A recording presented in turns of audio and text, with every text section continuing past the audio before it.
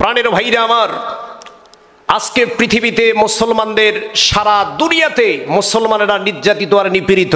আপনারা আমার সঙ্গে একমত হতে বাধ্য হবেন যে গোটা পৃথিবীতে মুসলমানদের এই দুর্দিন আর দুর্দশার পিছনে সবচাইতে বড় কারণ হচ্ছে মুসলমান আমরা আল্লাহর কোরআন থেকে দূরে সরে গেছি। কথা বলেন ঠিক কিনা? এই কোরআন থেকে দূরে সরে যাওয়ার কারণে সারা পৃথিবীতে মুসলমানেরা নির্যাতিত, নিগৃহীত, লাঞ্ছিত, পদদলিত, অপমানিত। কথা বলেন ঠিক না বা ঠিক? এই কোরআন থেকে দূরে সরে যাওয়ার কারণে পৃথিবীর মুসলিম অধ্যুষিত জনপদ ইরাক, ইরান, ফিলিস্তিন, Palestine, Tajikistan, Kazakhstan, Syria, Libya, Algeria, Bulgaria, Nigeria সহ পৃথিবীর মুসলিম অধ্যুষিত জনপদগুলোকে বেছে বেছে টার্গেট করে করে ইহুদিবাদ ইসরায়েলের প্রত্যক্ষ মততে, সন্ত্রাসবাদী আমেরিকার আঙ্গুলের ইশারায় আর সাম্রাজ্যবাদী ভারতের নগ্ন হস্তক্ষেপে সারা দুনিয়াতে মুসলমানদের রক্ত নিয়ে হোলি খেলা হচ্ছে। কথা বলেন ঠিক না বা ঠিক? এই কোরআন থেকে দূরে সরে যাওয়ার কারণে সেই ষড়যন্ত্রের ধারাবাহিকতার অংশ হিসাবে ৫৬,০০০ বর্গ মাইলের আমার প্রাণপ্রিয় মাতৃভূমি বাংলাদেশ, শাহজালাল, শাহপরান, শহীদ তিতুমীরের এই প্রাণপ্রিয় মাতৃভূমি বাংলাদেশ, ৩০ লক্ষ শহীদের রক্তের বিনিময়ে অর্জিত এই লাল সবুজের বাংলাদেশ, ৯০% মুসলিম অধ্যুষিত জনপদ বাংলাদেশেও একটি মহল সুপরিকল্পিতভাবে ইসলাম, মুসলমান, ইসলামী আন্দোলন, ইসলামী নেতৃত্বের বিরুদ্ধে, আলেম এবং ওলামার বিরুদ্ধে এক সুগভীর ষড়যন্ত্রে মেতে উঠেছে। কথা বলেন ঠিক না বা ঠিক? এই জন্য প্রিয় মুসলমান ভাইয়েরা, আমাদেরকে ফিরে আসতে হবে কোরআনের কাছে, হৃদয়ে ধারণ করতে হবে শুধুই কোরআন। কেননা এই কোরআন শুধুমাত্র সুমু খাইলেই দায়িত্ব শেষ হয়ে যায় না, এই কোরআন দিয়ে শুধুমাত্র মিলাদ মাহফিল করলেই দায়িত্ব শেষ হয়ে যায় না। এই কোরআন দিয়ে আপনার পিতার মৃত্যুর পরে, আপনার মাতার মৃত্যুর পরে ৩ দিন, ৭ দিন, ৪০ দিন পরে কোরআন খতম করলেই কোরআনের হক আদায় হয় না। এই কোরআন দিয়ে শুধুমাত্র রমাদান কারিমে ৩০ পারা কোরআন খতম করলেই কোরআনের হক আদায় হয় না। কারণ এই কোরআনের বিধান প্রতিষ্ঠা করার জন্য সাহাবায়ে কেরাম জীবন দিয়েছেন। কথা বলেন ঠিক না বা ঠিক?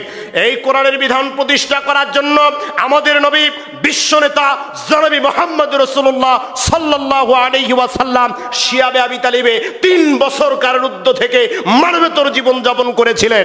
এই কোরআনের বিধান প্রতিষ্ঠা করার জন্য আল্লাহর নবী তায়েফের ময়দানে রক্ত ঝরিয়েছেন, আম্বিয়া কেরাম নিজের জীবনকে উৎসর্গ করেছেন। কথা বলেন ঠিক না বা ঠিক? এই কোরআনের বিধান প্রতিষ্ঠা করার জন্য আমাদের ইমামে আজম আবু হানিফা জেলখানার ভিতরে দুকে দুকে নিজের জীবনকে শহীদ করে দিয়েছেন। এই কোরআনের বিধান প্রতিষ্ঠা করার জন্য সাইয়েদে কুতুব শহীদ হয়েছেন, শহীদ হাসানুল বান্না নিজের জীবনকে উৎসর্গ করেছেন। এই কোরআনের বিধান প্রতিষ্ঠা করার জন্য পৃথিবীর দেশে দেশে ইসলামী আন্দোলনের প্রিয় নেতৃবর্গ একের পর এক হাসি মুখে ফাঁসির মঞ্চকে বরণ করেছেন।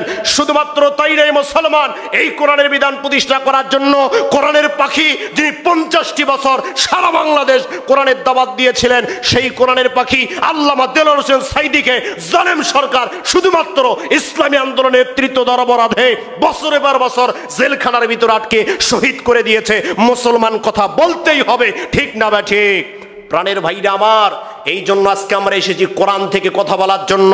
আমাদেরকে দুর্নীতি দিয়া আমাদেরকে যে কোনোভাবে আটকানো সম্ভব নয়। কারণ আল্লাহ নিজে বলেছেন, ও দুনিয়ার মানুষেরা, আওয়াজ যদি তুলতে হয়, স্লোগান যদি দিতে হয়, কোনো নেতার নামে স্লোগান হবে না, কোনো নেত্রীর নামে স্লোগান হবে না। এই স্লোগান হবে শুধুমাত্র একমাত্র আল্লাহর নামে। কথা বলেন ঠিক কিনা?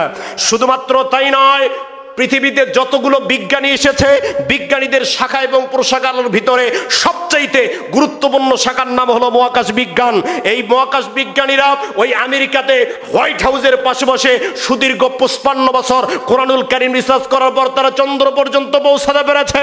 ওয়াল্লাহি, আল্লাহর কসম, চন্দ্রের উপরে ১ ইঞ্চি জায়গা যেতে পারে নাই। অথচ বিশ্বনবী সহিহ তিরমিজির ভিতরে বলেন, যদি কোনো মুমিন মুসলমান ব্যক্তি এই ধূলির আসনে বসে আল্লাহকে একবার আল্লাহ বলে ডাক দিতে পারে, সেটা শুধু চন্দ্র সূর্য নয়, নূরের পর্দা ব্ল্যাক হোল ভেদ করে আল্লাহর আরশে আজিমে পৌঁছে যায়। চিৎকার করে বলুন আল্লাহু আকবার।